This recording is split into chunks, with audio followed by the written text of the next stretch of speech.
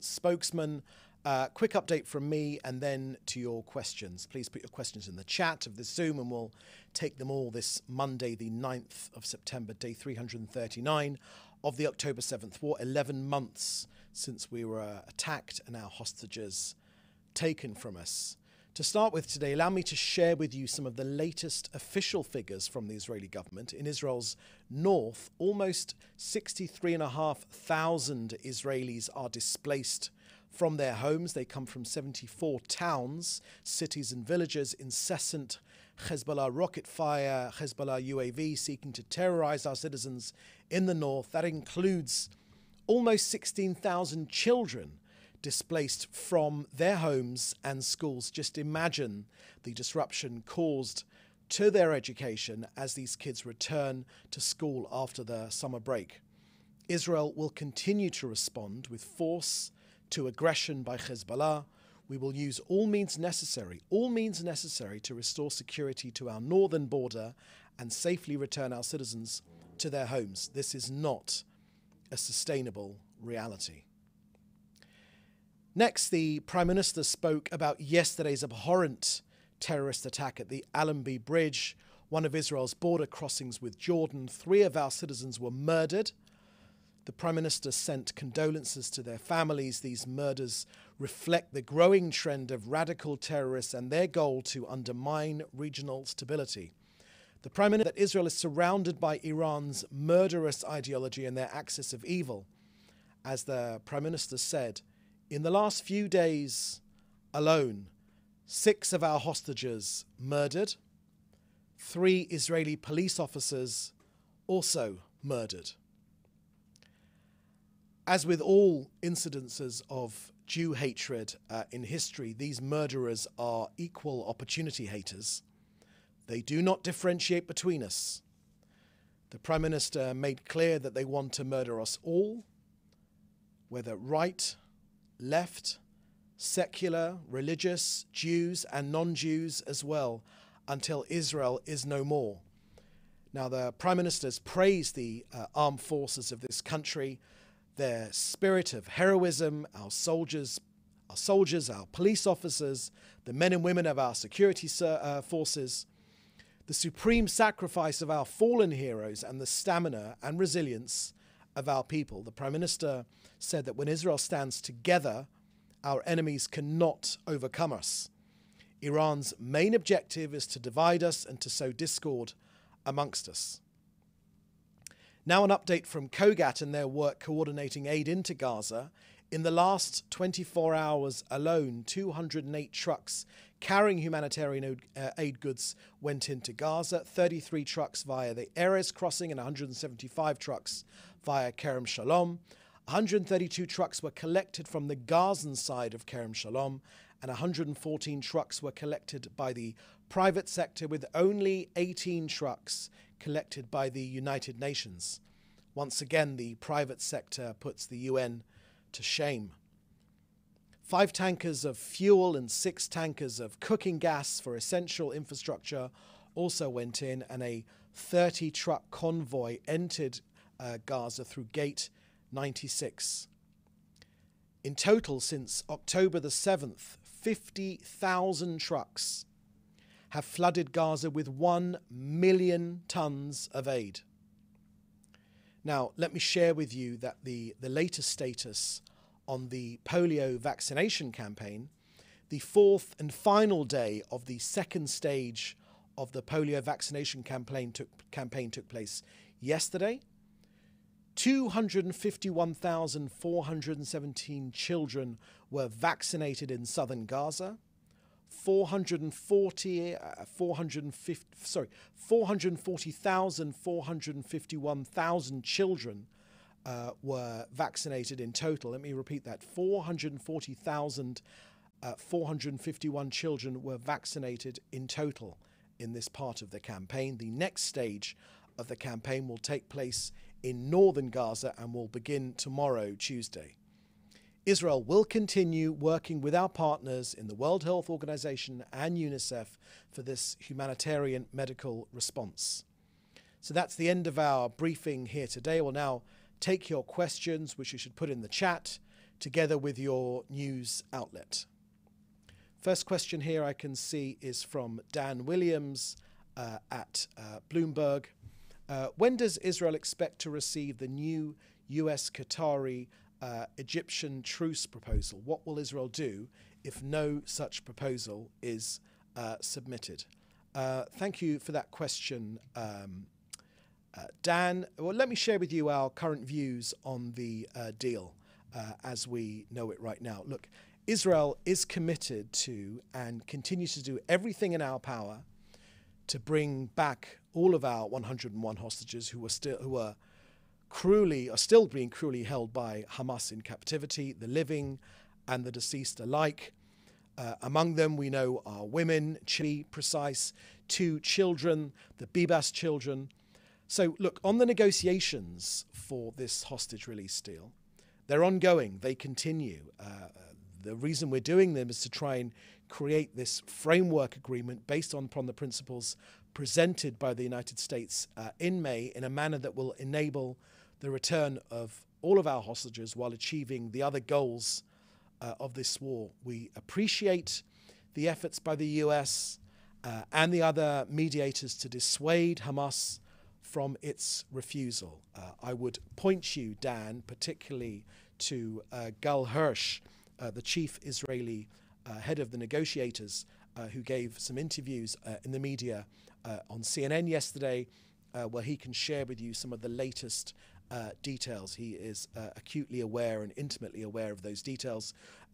Our rule has not been to give a running commentary on those discussions, but the interview yesterday on CNN with Gal Hirsch can give you some more details, as he shared with you yesterday.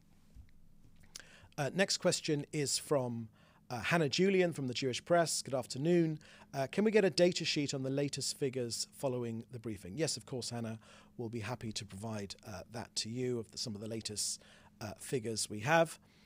Next question is from Joel Pollack at Breitbart News. Can you comment on celebrations in Jordan that greeted the terror attack on Allenby Bridge, as well as the reports that Mahmoud Abbas's Fatah party referred to the terrorists as a heroic fighting martyr? What does that suggest about the prospects for peace? Look, thank you very much for that question, Joel.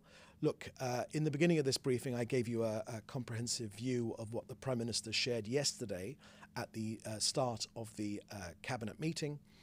He shared his view on that dastardly attack, outrageous attack.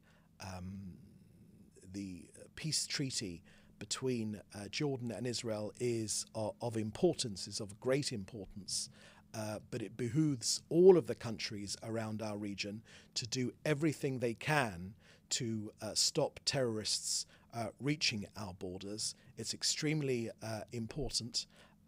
If there was, and I've seen those reports as well, they are very distressing to look at. Look, our war goals remain the same, Joel. We'll continue fighting until all of them are met. The return of all of our hostages, the dismantling of Hamas's governmental and military capabilities, and removing the terrorist threat to Israel so that residents of the north and the south can safely return to their homes. We know that Iran is trying to ignite this region even further. It's that they say it very, very clearly. And it's up to us to stand up to Iran. We are standing up to Iran, and we will be successful. Next question from Hannah Julian. How long is CENTCOM Commander General Mike Kirill expected to remain in Israel? Will he meet with the Prime Minister and the Defense Minister? Thank you for that question, Hannah. Our general rule is not to share meetings forthcoming with our most senior people in the government. If you want more information about the General's visit, there are already on the IDF Telegram feed, you can see pictures and video of him being briefed of the cooperation between our troops and US troops in defending our north, in sharing with General Kirill precisely what's happening in the north and precisely the threat that we're facing from Iran and Hezbollah. There is some more information there, but from any more information, you should direct your questions to the IDF. Next question here is from Fred Ager. It's a question regarding, it's a political question. Benny Gantz says military focus should shift from Gaza to Lebanon. We're late on this. Benny Gantz also says that securing a hostage deal, release deal should not be a priority, arguing that Iran and its proxies are the real issue. Why is the current government not launching a ground offensive against Hezbollah? Thank you for that question, Fred. Look, on the north, the situation in the north, let me share with you. I obviously won't go into political discussions going on amongst members of Knesset in this family. That's certainly not my role. But let me share with you what's going on in the north. We are using all means necessary to restore security on our northern border and to safely return our citizens to their homes. And we will continue to do that. The Prime Minister has made that extremely clear, to respond with force, as we have been, to the unprovoked aggressions of Hezbollah. 2023 last year, they've launched thousands of rockets against Israel, our sovereign territory, UAVs from Lebanese territory. We've made absolutely clear that the state of Lebanon and Hezbollah and the Hezbollah terrorist organization, which operates under the guidance of Iran, are fully responsible for this escalation of the security situation in our north. The Prime Minister has made it very clear, and the government as well, that it's in violation of international law and UN Security Council resolutions 1559 and 1701. This is not a sustainable reality. Israel will defend itself, and our people will return to their homes. Next question here is from Fred Ager regarding a deficit. Israel's fiscal deficit reached 8.3% of GDP in August, and government expenditure. Thanks for that question, Fred. You're asking about some of these expenditure figures. I recommend you put them to the Finance Ministry, who can share with you some of those details. This is not the forum to discuss that. I don't have the Finance Ministry will be able to answer those questions more comprehensively.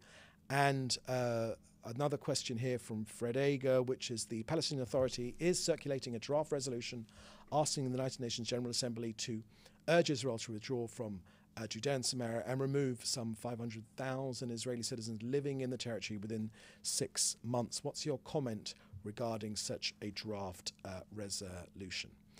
Thank you for that question.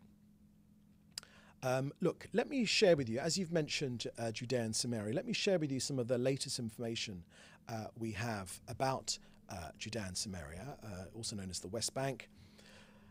Fred, as you know, we were taken by surprise on October 7th by the invasion of October 7th.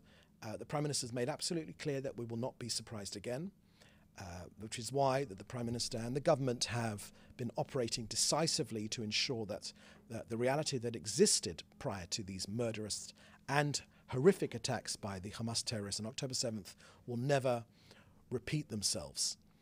Our policy is extremely clear. There'll be no safe place for terrorists, no safe sanctuary, no places where they can feel safe, where they are in control. And as such, the army has undertaken operations in the last 10 days or so to thwart this terrorist activity in Samaria. The IDF and security forces have been operating in the Hebron region, and in the other towns in Samaria like Tulkarem and Jenin and other places from which these murderous attacks have been launched. And we will, of course, fight to eliminate terrorism wherever it emerges. We know that Iran is working to make this another front with which to attack Israel. We're on very high alert, as you know. Our security forces are deployed extensively to thwart terror attacks, and we will settle accounts with any terrorist responsible for the terror attacks against our people. During our activities, our military activities in Judea and Samaria, we've exposed and we've dismantled under the roads to be detonated in attacks against our security forces. And we know that these come straight out of the Iranian playbook. They come straight out of the Iranian playbook, these IEDs, which were also deployed against coalition forces in Iraq and Afghanistan, as the IDF has made clear. Again, during these activities, we've confiscated weapons, we've exposed and dismantled explosives that were planted underneath these roads in the area.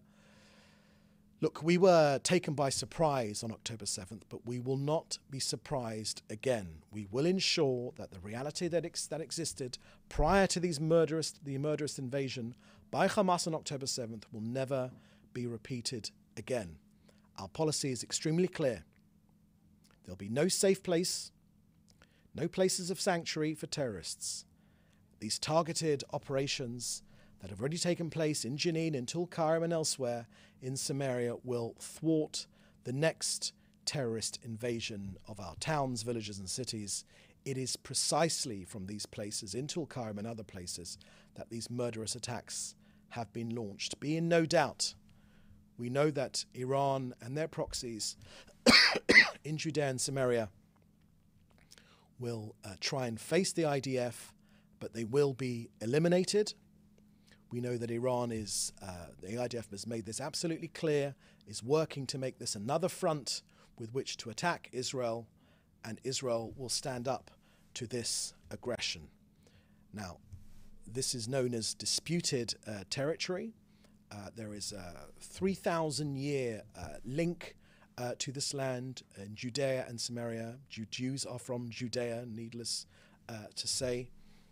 We do, of course, wish to live in peace with all of our neighbors here, including the Palestinians living in Judea and Samaria, but it cannot be used as another ISIS state right on our border, in the heart of our country. We will not accept that. No other country would accept creating a jihadist, Islamist state right inside our country, and Israel is no different. We will defend ourselves. We will always put our hand out to peace where there is a genuine demand, genuine willingness to make peace with us.